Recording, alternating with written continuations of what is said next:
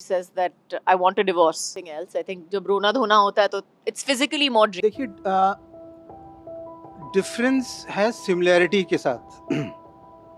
Similarity की बात करें तो हमारे किरदार जो हैं और जो उनकी कहानियाँ पहले सीज़न में इस्टेब्लिश हुई थी उसी को मुकम्मल तरीके से हम आगे ले जाते हैं। तो ये सिमिलैरिटी है। डिफरेंस ये है कि पहले सीज़न में कैरेक्टर्स की एक पूरी जर्नी थी, अब यही जर्नी आगे बढ़ती है।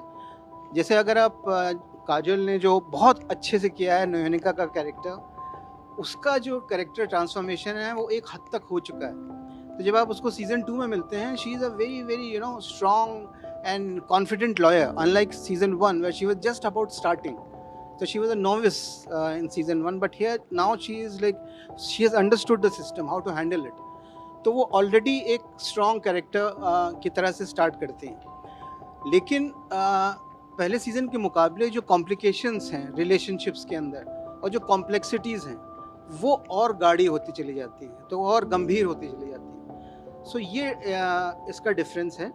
एंड दूसरी मज़े की बात यह है कि जो लीगल केसेस हमने इस बार लिए हैं, they are very interesting and they also resonate with the personal life of Nayanika. तो जिसकी वजह से एक जो पूरा पैकेज बनता है या पूरी कहानी कहने की अलग अलग कड़ियों को जोड़ के जो कहानी बनती है वो बहुत इंटरेस्टिंग और I am sure that it will hook the viewers. Kajol ji, season 1 की बहुत तारीफ मिली, आपको भी लोगों ने अप्रिशिएट किया, तो आपके ऊपर कुछ जिम्मेदारी ज़्यादा होती है जब सीज़न 2 करने जाते हैं, तो एक लोड होता है या कुछ और रिस्पॉन्स? मैं कभी अपने आप पे इतनी जिम्मेदारी लेती नहीं हूँ। मुझे लगता है मैंने कभी इतना क्रेडिट भी नहीं लिया है और जिम्मेदारी भी नहीं ली है।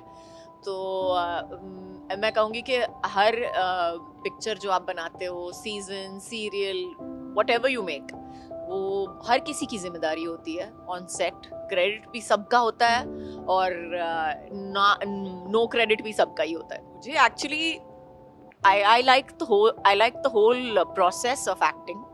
जो प्रोसेस होता है शूटिंग के दौरान होता है, मुझे वो सब बहुत बहुत पसंद है। तो हाँ, लेकिन इमोशनल सीन करते वक्त ज़रूर एक थोड़ा सा और मुश्किल होती है, more than anything else. I think जब रोना धोना होता है तो it's physically more draining, but I think I enjoy the process of acting overall a lot. सवाल का अगला हिस्सा यही है कि जब कोर्ट में बहस में जीतना अच्छा लगता है या घर की बहस में जीतना? बहस में हर वक्त हर किसी को जीतना पसंद ही आता है। वो बहस घर पे हो, बाहर हो, जहाँ पे भी हो, आपको जीतना ही पसंद आता है। एक्चुअली जैसे उमेश जी ने कहा, इस सीजन में जो केसेस हैं हमने लिए हैं वो एक्चुअली काफ़ी दिलचस्प हैं और बहुत ही इस किरदार के साथ बहुत ही अच्छी तरह से मिल चुके हैं। तो आई थिंक ये जो एक दिखाई देता है कि नयनिका की जो लड़ाई है वो खुद से भी है, सिस्टम से भी है, लोगों से भी है कभी कभी, और वो हमेशा जीतती नहीं है। तो आई थिंक वो बहुत इंटरेस्टिंग बात है। अब जिस तरह से हंसने वाला सीन मैं पूछूंगा कि आपको सेट पे सबसे ज़्यादा एक हंसने वाला कोई मोमेंट याद है, कोई जिसमें आपकी लाफ्टर पूरी आई हो ठीक से? एक सीन है, ऐसे तो हम लोगों ने पूरा जितने भी दिन हमने शूटिंग की है, हमने हमेशा हंसी मजाक से ही शुरुआत की है और उसके साथ ही ख़त्म की है। आई थिंक मुझे याद है एक सीन हम कर रहे थे, जो एक्चुअली ट्रेलर का पहला शॉट है, जहाँ पे she turns around and she says that I want a divorce. वो सीन एक्चुअली उमेश जी को बहुत टेंशन थी उस वक्त क्योंकि हम इतने आराम से शांति से बैठ के हम लोग बक किए जा रहे हैं, हम लोग बातें कर रहे हैं, हंसी कर रहे हैं, मजाक कर रहे हैं, और उमेश जी को इतनी टेंशन हो गई थी कि तो काजल को सबसे ज्यादा हंसी पता है आपको कब आती है?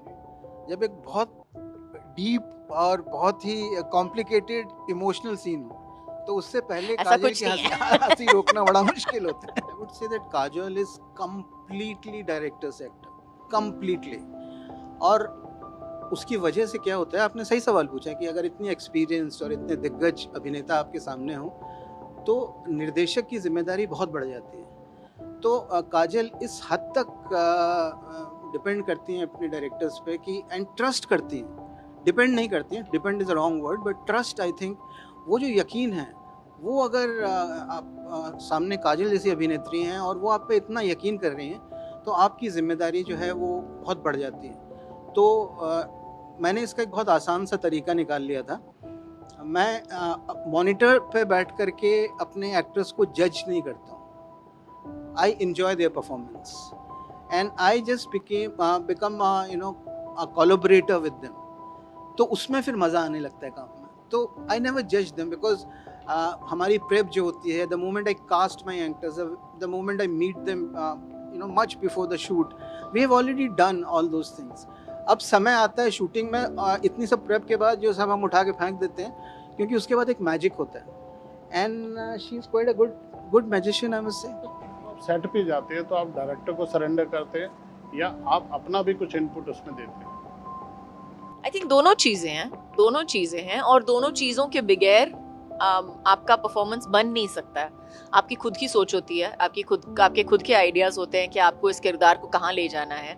लेकिन और अब हाँ बिल्कुल सेट पे आप जाके मतलब director and you will discuss कि क्या करना चाहिए, कैसे करना चाहिए, what arc you want to take the character in.